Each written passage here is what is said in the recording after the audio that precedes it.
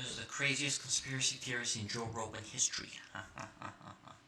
With almost 2,000 episodes of the Joe Rogan Experience, it is no surprise that there have been many crazy conspiracy theories shared during the podcast. Today, we're going to take a look at the craziest conspiracy theories in Joe Rogan history, beginning with Joe Rogan's theory on time travel. You know, that was the theory that Terrence McKenna had to the thing that's going to change the universe, is that one day someone's going to invent a time machine, and that when they invent a time machine, all time ceases to become linear. So you think if you have a time machine, well, I'll just go back to the time where they were making the pyramids and I'll watch them do it. That's not what it works like.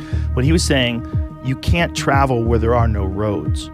So once a road gets built, then you can travel. So once a time machine gets invented, then anyone from the invention of the time... I start understanding more and more as time goes by. People like talking, bro. Fucking hell. People love talking. I am fascinated. Machine forward to forever can come back to that moment and can go to any point in time from that moment to the end of time. So all time ceases to be linear. So there's no like tomorrow will be Wednesday and the next day will be Thursday. No. It's everything happens everywhere all at once. So people can travel back and forth through time. No, you're not saying this to Brett. Who was this guy's name? He's like a fucking alcoholic. You're not. Nah, bro. He's like, yeah, dude. Everywhere all at once. So people can travel back. He's like, yeah, awesome, dude. And forth through time. You can never own anything because someone could just travel through time and take it away from you when you weren't looking. Like as time travel gets more and more sophisticated, you can go back and forth in time while you're talking to people. You know, if you don't like what you said, you could rewind and start all over again. If you're in an argument with your wife, you can go to the library and get information and come back and go, actually, you know, Herodotus once said. This motherfucker's so bored. Look at his face. He's like, oh God, what is he talking about? I need a beer. And then bam, your wife thinks you're the smartest guy in the world. Like this, but there would be no normal life anymore. It would the world itself would be completely unrecognizable because time would mean nothing.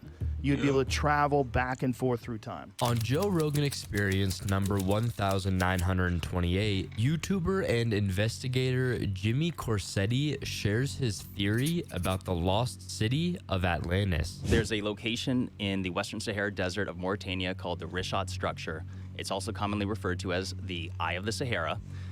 It is a site that most people have never seen or heard of before, which is truly peculiar because it's so spectacular.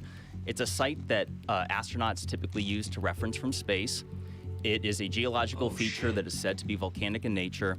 And what's so spectacular about this is that it just so happens to match more than a dozen striking similarities to what Plato had described as the lost ancient capital city of Atlantis. Plato had described Atlantis as being the capital. Let me just mention that because it was an empire said to be made up of 10 kingdoms. And what I'm focusing on is the lost capital city, which was said to be made up of concentric circles, 3 of water, 2 of land, which matches the Rishat structure.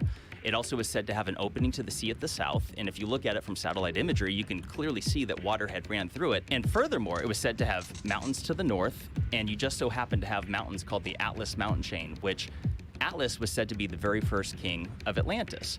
And what's interesting is that the very first known king of Mauritania, which is where the Rishat structure is located, is also... their very first known king was also named Atlas. And though I'm not saying that that's the same individual, but what we do today is we pass down names, right? Like people like, oh, my dad's name's John, and so is my son. And so it's another striking similarity, but it goes further than that. Like there's geological similarities, such as the fact that Atlantis was said to be made up of red. Oh my God, get to the fucking point. Lord have mercy, conspiracies used to be fun. Illuminati, Beyonce eats children. What the fuck is this? Oh my God. Get to the fucking conspiracy, my guy. Black and white color stone, which is another similarity you see at the Rishat structure. It was said to have an abundance of gold and that the outer walls were lined with it. And it turns out that Mauritania is loaded with gold. And not only that, the richest person ever known to exist in all of mankind is Mansa Musa of the Mali Empire, which consisted partly of modern-day Mauritania. And he was so rich from gold that he would be richer than Elon Musk and like Bezos combined almost. Like many unfathomable amount of billions of dollars. So that's another similarity. What year was this? On Joe Rogan Experience number 1266, war reporter Ben Anderson talks about a conspiracy theory around white helmets. Right now, Right. there are parallel universes right now that exist on things that you would have thought everyone can accept as a basic fact. Like what? You know, Syria. Yeah. You know, the white helmets. There are some fairly serious people saying the white helmets are, you know, some kind of media front for Al Qaeda or Al Nusra. Would you explain the white helmets for people? So when there's a bombing and a building collapses, they go in and drag people out and get them medical attention as quick as possible. This is great. And people think that they're somehow or another involved in it. They're a front. Yeah, and the footage is faked in order to drum up sympathy for the rebel-held areas. Dog, I don't want to have like a podcast, but I want to have, I just want to interview motherfuckers like this that be saying crazy shit, bro. You know, obviously my platform ain't big enough for that shit. But that's really what I want to do in life. I genuinely want to fucking interview people and just sit down and just fucking like, just talk to these motherfuckers, bro. Because they be saying some crazy shit. I fucking love it. I mean, I've heard, you know, serious people say that. Serious people? Yeah, not loons on Facebook. I've heard, you know, Like journalists? Or Yeah. You wouldn't be able to really get, like, I know people that have gone to Venezuela and they come Because if they had a fucking sense of humor, you couldn't believe them, you know. Seriously. back and they go, I don't know what the fuck is going on over there. I don't know who to believe. I don't understand Yeah. it. Venezuela is a very strange one. And I get messages all the time. And, you know, I've had Abby Martin who goes over there and she has one take on it. And I have other people that I talk to that have a different take on it. And I do not know.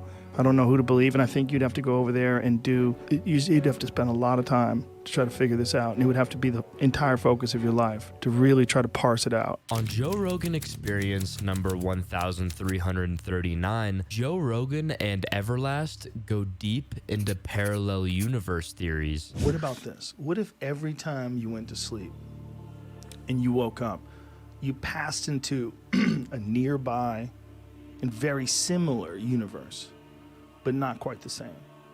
And depending upon your choices and how you live your life, it's how you wake up and what new one you pop into on the other side. And everyone's just a little bit different.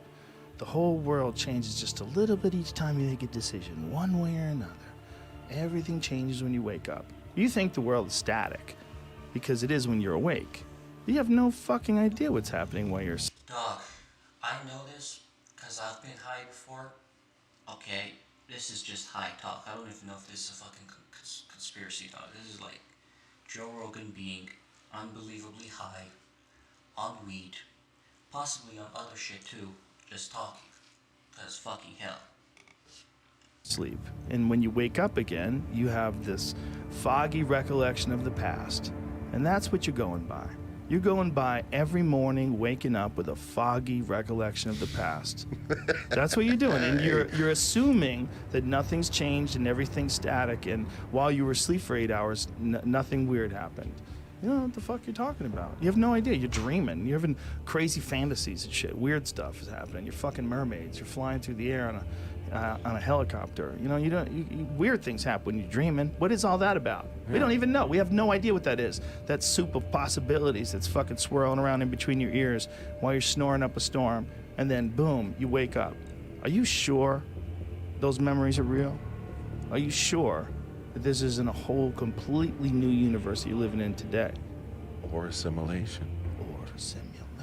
On a Joe Rogan podcast from February 17th, 2019, Eddie Bravo shares his crazy conspiracy about space and one world government. The only way to make a one world government work is to have the people embrace it. They have to want it because nobody wants it. So the trick is to make people want it, to embrace it. There's only one way. The only way. And they've known this forever. The Vatican knew this. The Vatican, the Pope wanted to rule the world. They all knew it, but they couldn't do it. They all knew it, but they knew one way, but there's no way how they're gonna pull it off. What's the one way, man? The only way is if there was some extraterrestrial threat from up above us. That would be the only way. to have everyone embrace the one world government.